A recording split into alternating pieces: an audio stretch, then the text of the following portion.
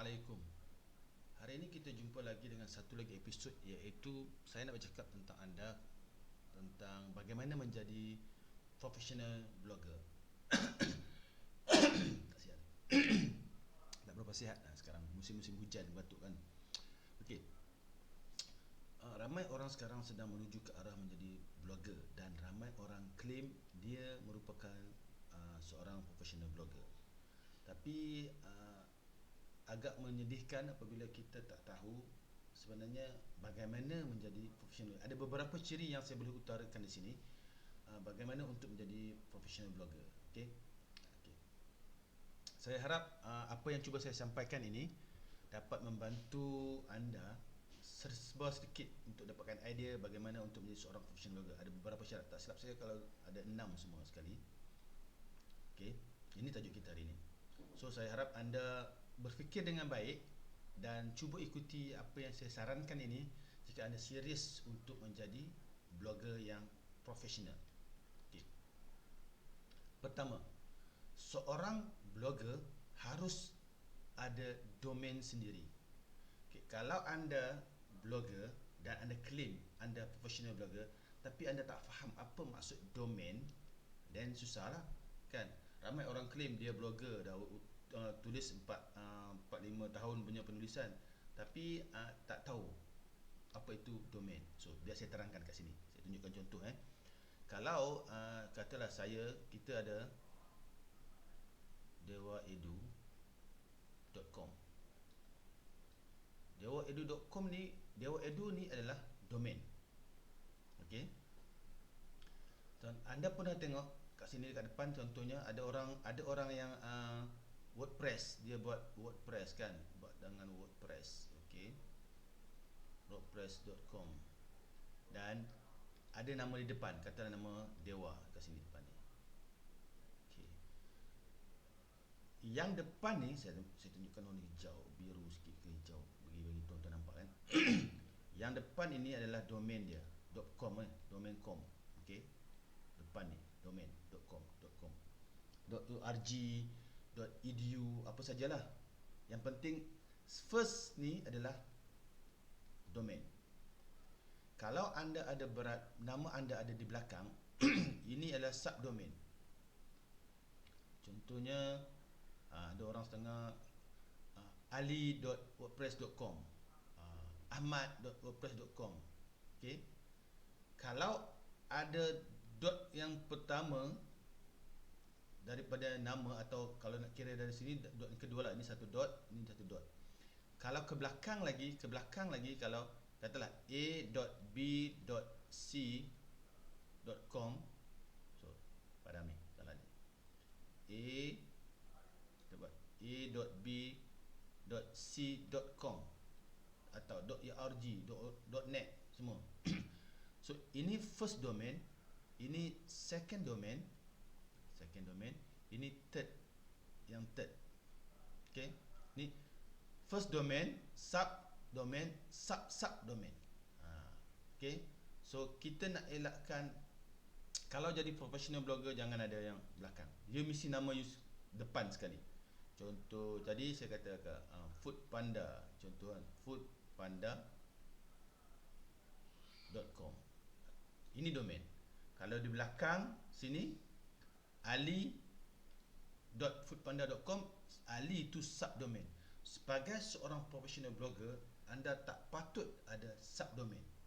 Atau di belakang, kalau di belakang lagi teruk, di belakang dipanggil page. Okey, wordpress.com/ali/ahmad, itu dah page, itu bukan lagi domain. Itu lagi cokia punya. Okey. So untuk menjadi professional blogger, kita harus tahulah benda-benda ni supaya kita tidak diperlekehkan, sebab kita claim kita professional blogger, betul tak? Okey. So kena ingat benda tu supaya kita betul-betul menjadi seorang yang professional blogger. Kedua, ini salah edit sikit ni. Kita kena ada idea sendiri untuk menulis. Of course, blogger mestilah menulis, dan kita kena tulis gaya kita sendiri. atau style sendiri, jangan ikut orang. Kalau nak ambil idea orang dari segi bab tajuk boleh, tapi penulisan tu harus penulisan sendiri. Okey. Bab domain juga kadang-kadang orang tak faham sebab dia menggunakan medium contohnya atau uh, blogspot. Kan ada banyak jenis, ada blogspot, ada Drupal, ada WordPress, dan jumlah pun boleh. So ramai orang silap pilih sebab mungkin dia tak pandai, tak mahir, maka dia pilih blogspot. Untuk menjadi professional blogger, design itu penting.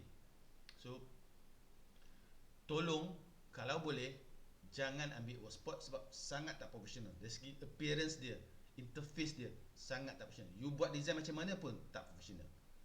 Beralihlah kepada WordPress ataupun Joomla ataupun Drupal. Paling mudah WordPress. Ramai orang tak tahu bahawa WordPress itu boleh jadi blog yang profesional. So dalami ilmu itu. Yang ketiga ni, anda sebagai professional blogger atau menuju ke arah professional blogger, anda harus master anda punya konten. Kalau anda bercakap tentang pendidikan, mesti master semua tentang aspek pendidikan sebelum anda bercakap dalam blog. Sebab blog bukan kopi orang cakap, okey, menteri cakap hari ni sekolah, kita pun cakap hari ni sekolah, kita sokong apa semua. Tak ada hujah.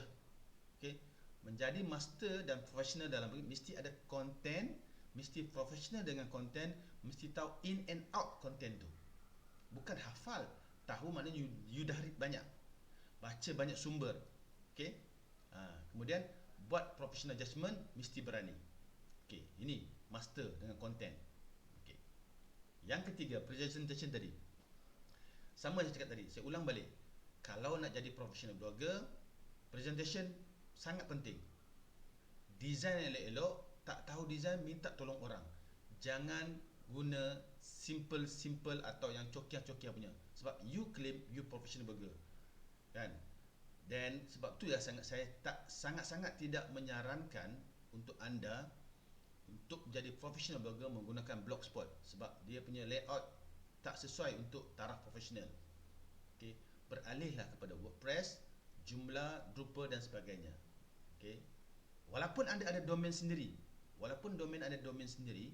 tapi oleh kerana anda menggunakan salah platform, maka ia nampak tak profesional.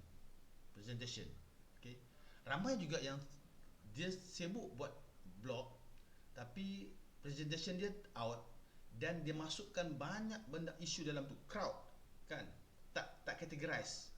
Kemudian sibuk letak iklan sebab konon nak cari duit. Boleh letak iklan tapi biarlah profesional. Konten baru 1-2 dan letak iklan. Okey. Tarik crowd dulu.